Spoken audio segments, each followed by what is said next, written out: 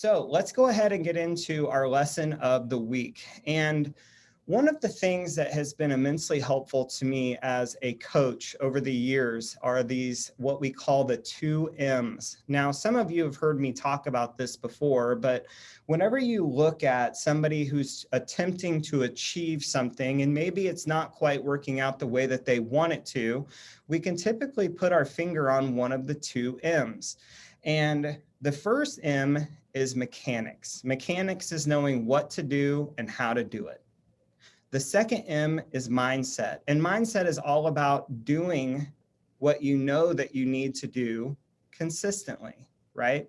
So whenever somebody is struggling to achieve a goal, right, and maybe they're just not getting the output that they ultimately want, my first question as a coach is, what is the real problem here? I'm going to share my screen here and share with you one of my all-time favorite quotes. Now, this comes from Brene Brown, who many of you know I'm a big fan of. And it came out of the Tribe of Mentors book from Tim Ferriss, and it's on page 232. And here's what it says. Problem identification is always a sound investment of time, money, and energy. Einstein said, if I have an hour to solve a problem, I'll spend 55 minutes thinking about the problem and 5 minutes thinking about the solution. It feels uncomfortable to spend time and resources trying to figure out exactly what the problem is. We want to jump to fixing way too fast. Most of us are plagued with action bias and struggle to stay in problem identification. I've found that getting clear on what's wrong and why it's a problem is the best investment you can make at home or at work. So when we're getting into this whole idea of like problem identification, what I have found is that most problems, if you properly dig into them, will fit into one of two categories. One is mechanics, and the other is mindset. So the other graphic I want to show you is this iceberg principle. So oftentimes I'll be coaching somebody and I'll ask them, what's the interference? What's getting in the way of you achieving your goal? And the most common answer I get is time management. And so here's what this looks like. Here's the model that I want you all to get, is that when we think about what sticks above the waterline, what we can actually see, it's results and actions. Now, results and actions, that's mechanics, knowing what to do and how to do it. What's below the waterline, 9 times out of 10, feelings, thoughts, and beliefs, this is what's the actual problem. So when somebody says to me, oh, I don't know how to time manage, or I'm struggling with that, 9 times out of 10, if I deep dive in on that, I'll get below the waterline and figure out what the real issue is. And typically, as it relates to time management, if somebody's struggling with that, it's actually not that they don't know how to time manage or time block. It's that they're not so in love with their vision that they're all out in pursuit of it. And so what I want you to get is that if this down here, or if this right here is mechanics, down here is mindset, and we're asking that question of what's the real problem, make sure that you are scuba diving, not water skiing. Make sure that you're on the actual cause, not the symptom of the cause. And what I found is kind of the ratio of this is that if somebody isn't achieving what they want to achieve, 20% of the time, it's mechanics. They don't know what to do or how to do it. And the solution to that is training. But 80% of the time, they actually know what to do. They actually know how to do it. They just aren't consistently following through. And that has something to do with feeling, thoughts, or beliefs. There's something below the waterline that is causing that. And for some of you, you might be thinking, well, I don't really struggle with this, but I can almost guarantee that you lead someone who does. Because a lot of times I'll be talking to a rainmaker and maybe there's an underperforming team player, and I start peeling the onion back around what their coaching is all about. And it's everything up here. And you're operating out of an assumption that if this person just knew what to do and how to do it, then by God, they'll do it. It's not the case. If the information was so valuable, we would all be billionaires with 6-pack abs, and Google would charge you to search. If it's not the information that we're looking for, it's the execution of it. So what's below the waterline that's keeping you from ultimately getting what it is that you want? What is the real problem? Mindset or mechanics?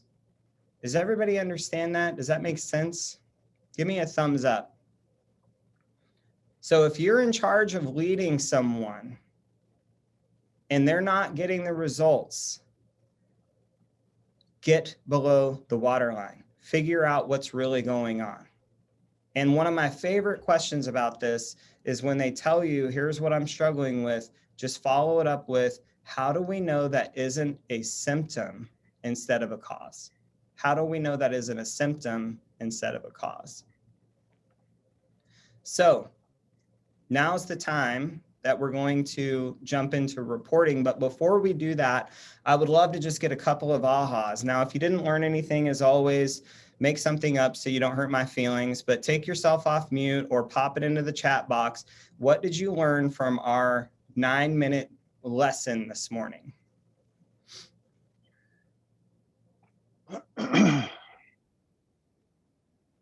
Hey, Jordan, I'll go. Thanks, Jenny.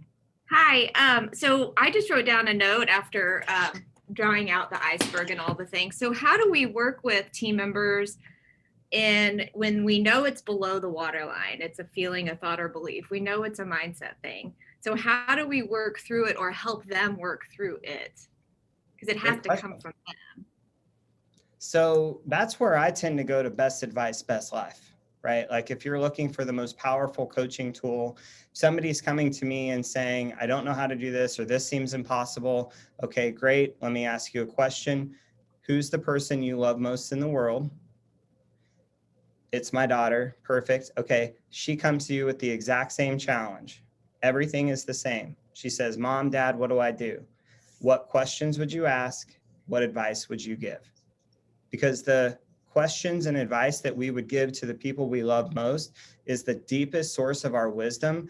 And somehow we're always able to figure it out when it's somebody else and not us.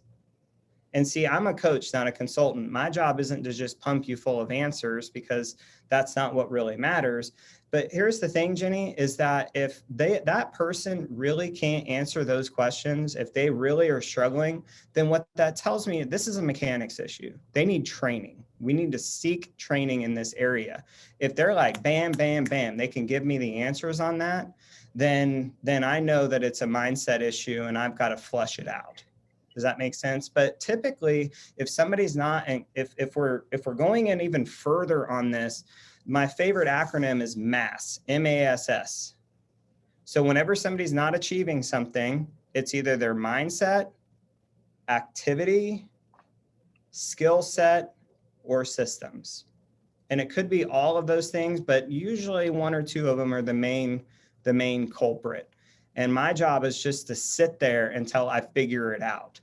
But I've also found early in my coaching career, and some of you on here have gotten me into this thing called the how trap, where you sort of put me in a position where it's like, I have to figure out every detail for you. You've caught me in the how trap. I don't do that shit anymore, because now I'm on to you. But here's the question that I ask you is that if I were going to give you $1 million in the next 30 days to figure this out, what would be different about your approach? And some people go, oh, nothing be different about my approach. Okay, I just figured out your problem. You're full of shit. That's the problem that you have, right? But the other side of that, well, I'm not going to go into all that because we have limited time here. But MASS, right? Ask them best advice, best life, and just keep digging. But here's the thing. Most of you have a bias towards action. You grab on to the first thing that they say, and then you run with it for 30 minutes, and then you can't figure out why it isn't working. It's because you're caught in mechanics when you should be focused on mindset.